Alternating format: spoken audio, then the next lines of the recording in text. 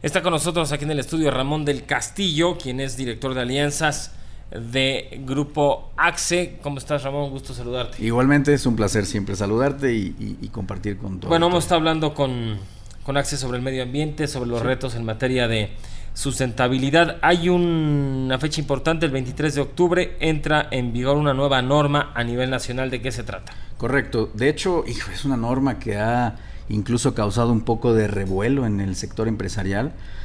El 23 de octubre entra porque precisamente se autorizó y se publicó en el Diario Oficial de la Federación el año pasado. Es una norma, el título es Factores de Riesgo Psicosocial en el Trabajo, y habla sobre la identificación, el análisis y la prevención, ¿no?, de estos factores.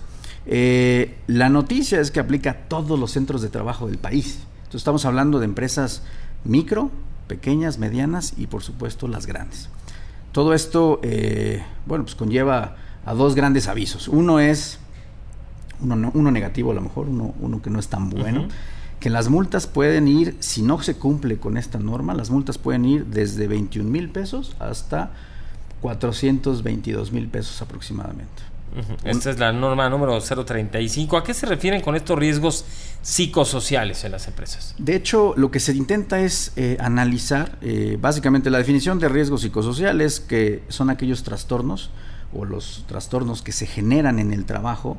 Y traumas que te pueda generar tu trabajo. Es correcto, exacto. Te generan ansiedad, te generan mal descanso, poco descanso, mal sueño, estrés grave, ¿no? Entonces, lo que ha causado un poco de nervio en el empresariado mexicano es que todos estamos sujetos a estrés. Todos tenemos estrés por el trabajo, ¿no? Tú estás estresado de repente por el trabajo. Las noticias que damos de repente son estresantes, pero no es tan drástico. Hay que analizar un poco y promover un buen entorno organizacional. Entonces, lo que hace la norma es básicamente obligarte a ti como empresa a analizar cuáles son esos factores que por tu trabajo, por la naturaleza de tu trabajo, pueden generar un estrés. A ver, esto algunos no, me imagino, no lo van a tomar con la seriedad que amerita el asunto. El ver por el estrés es un tema fundamental que tiene que ver con la salud, sí. ¿No?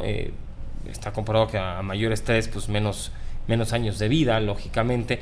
Hay empresas en países de primer mundo, como en el caso de Australia, en donde me platicaba un amigo que entró a trabajar a una de ellas y que pues era nuevo y se quedó un poquito más de las 8 horas que de las para cuales estaba contratado, y que lo mandó llamar el director general y le dijo: oye, tengo un reporte que trabajaste 9 horas.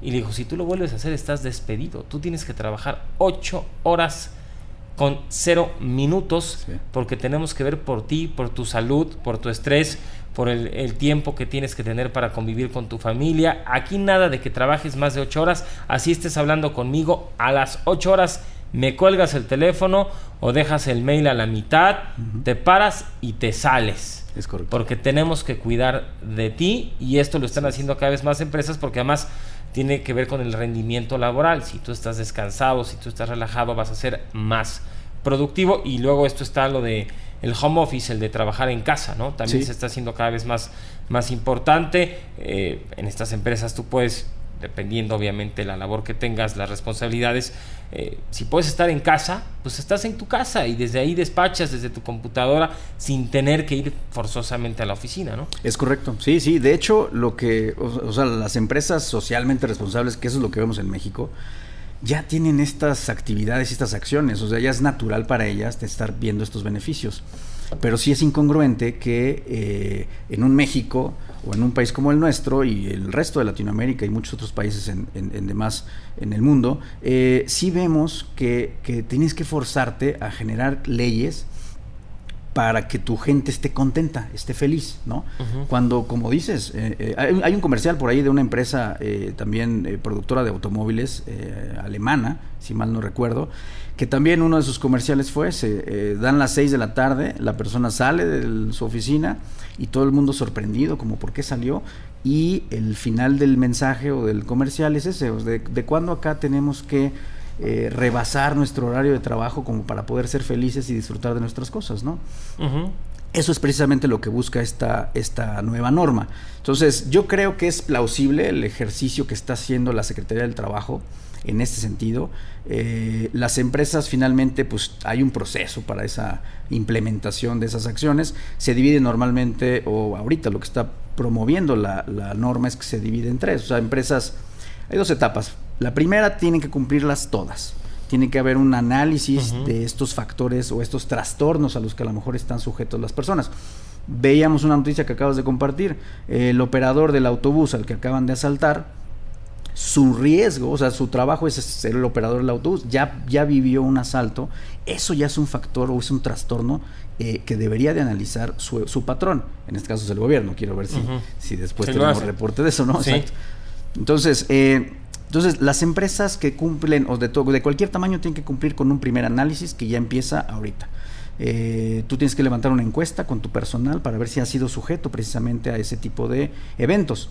Ahora, ya hay una distinción después para empresas un poco más grandes, más de 16 empleados hasta 50 trabajadores y después de 50 trabajadores, ¿no? Esta distinción se hace un poco en la profundidad del análisis.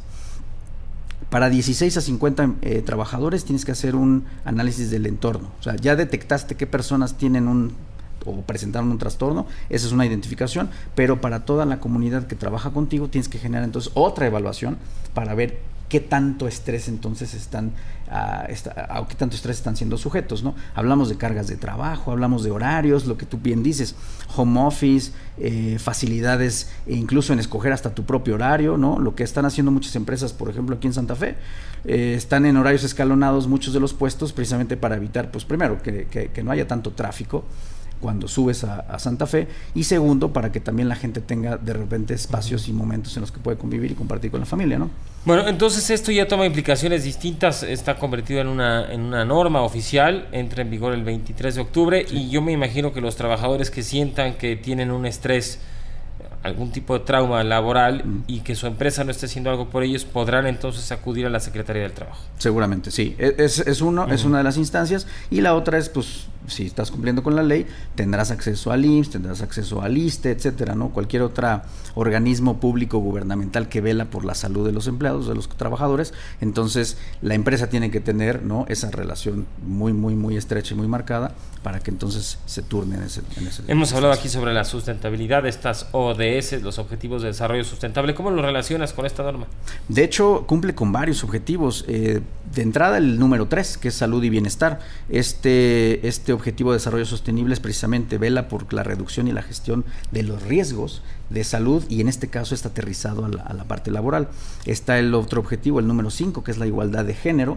También la norma hace referencia a que tiene que ser la empresa incluyente, inclusiva, tiene que haber una apertura para cualquier persona, sin importar ningún tipo de condición, y pues básicamente habla sobre la prohibición de la discriminación y fomento de la equidad.